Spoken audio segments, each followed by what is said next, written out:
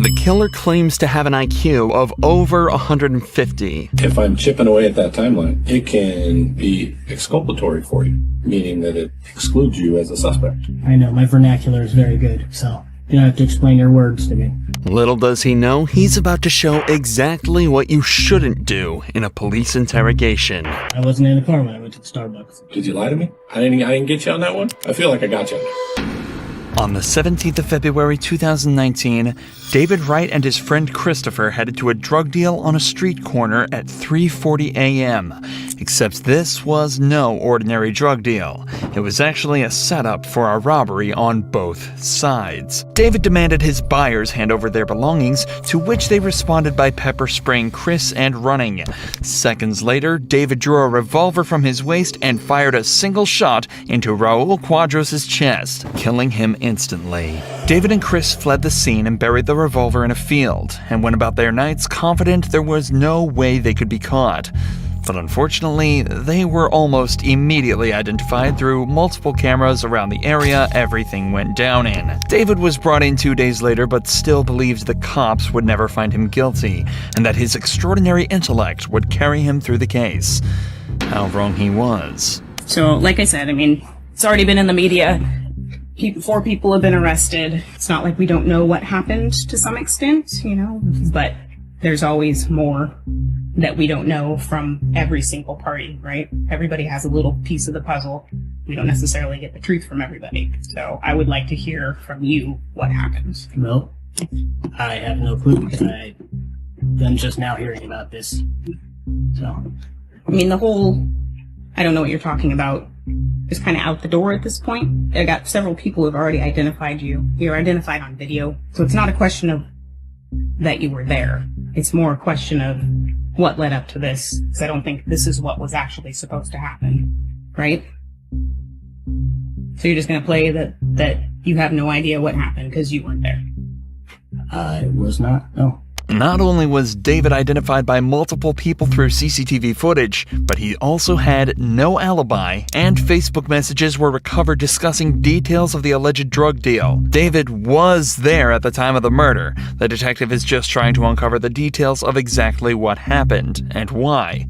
But David is having none of it and has a plan to outplay the detectives. It's not helpful to you, really, to just be quiet and not say anything. Because what I have are people who are looking out for themselves because they don't want to catch charge. So they're going to dime you off. They're not looking out for you.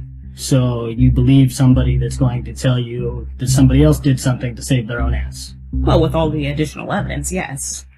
I've been out of jail for all of a week and a half. I've spent almost every minute of it with my girlfriend. As for, did I plan to kill anybody? Did I kill anybody? No, I didn't. So when I look at the GPS on your phone, it's not going to tell me that, it's going to tell me that you were with your girlfriend the whole time, that you never were over at Jack in the Box.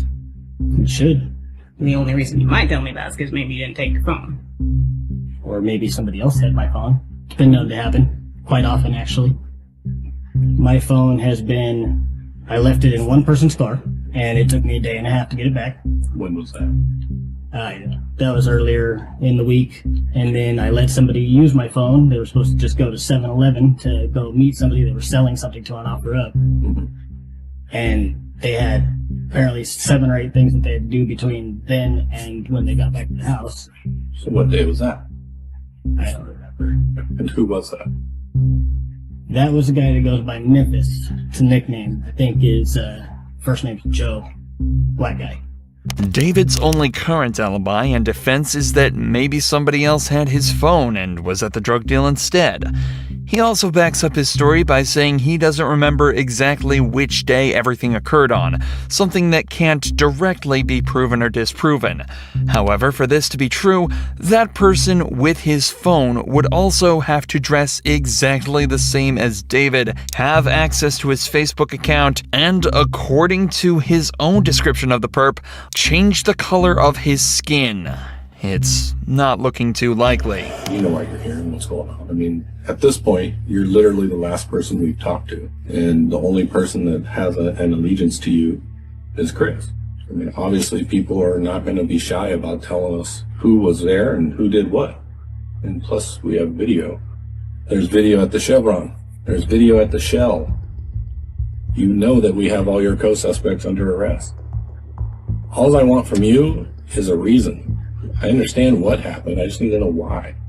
The only person I know you have under arrest is Chris. Okay. We have Cody under arrest, and we have Tannehill, what's his name, Ray? Ray. He's in custody as well. We have his car, the car that was used, the car that was at Chevron in our impound. They are all under arrest. Chris is under arrest because we viewed messages on the phones that organized picking you up. Those same messages from you to Cody. We have them on their phone. We've already viewed them. We have the Facebook communications between Chris and Brianna setting up the deal that happened where you guys showed up at the Chevron and walked down. This is how this plays out. Your girlfriend's going to be dumb enough to provide you an alibi on a murder charge. And then she's going to get roped up in a murder as an accessory. If you care about that person, you have just set her up for failure. And if you want your girlfriend jammed up because you just set her up for it, then that's your choice. You can't threaten me with jamming her up. It's not a threat, man. I'm just telling you how it plays out. Like, I'm going to go talk to her, and she's going to be dumb enough to lie for you when I got video evidence that you weren't with her. Like, dude, I get it. Like, you had a quick come up, right? I get it. I don't think you were a stone cold killer. I don't. Like, if you accidentally shot the dude because you flinched or you got scared because of something he did, now is the time. If you come up with that stuff later, nobody is going to believe a word you say. How the f would somebody accidentally shoot somebody? Because if your finger's on the trigger, it's called a sympathetic reflex. It happens to police officers all the time. I think that's a term that's been come up with just to cover their asses for shooting people.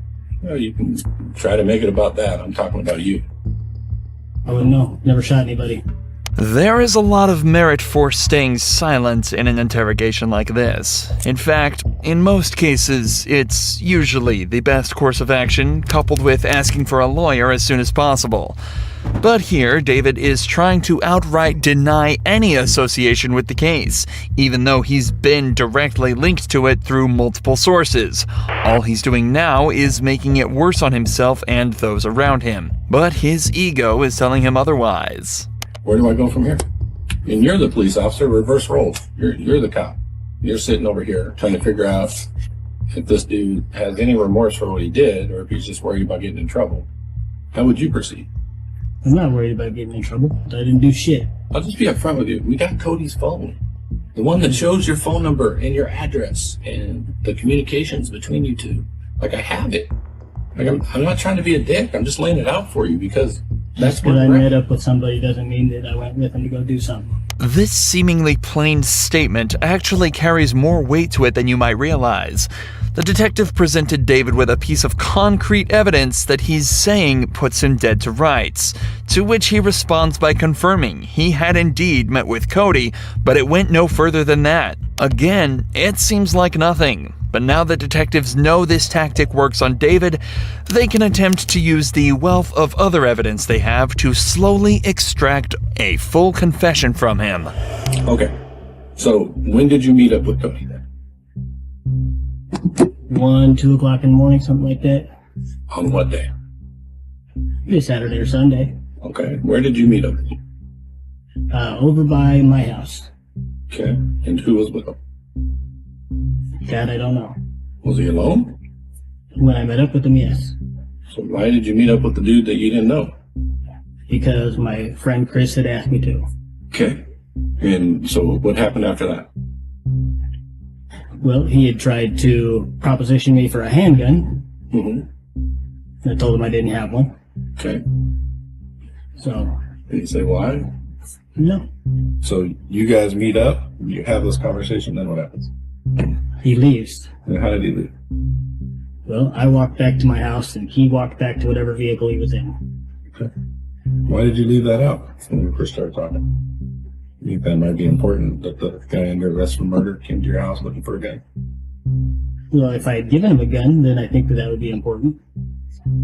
Well, it shows his intent. I mean, of course it's relevant to the case, right? People buy guns for all sorts of reasons, man. Yeah, but in this instance, there was a murder. So they went on their way, just the Cody dude, and did you actually talk to the other guy in the car?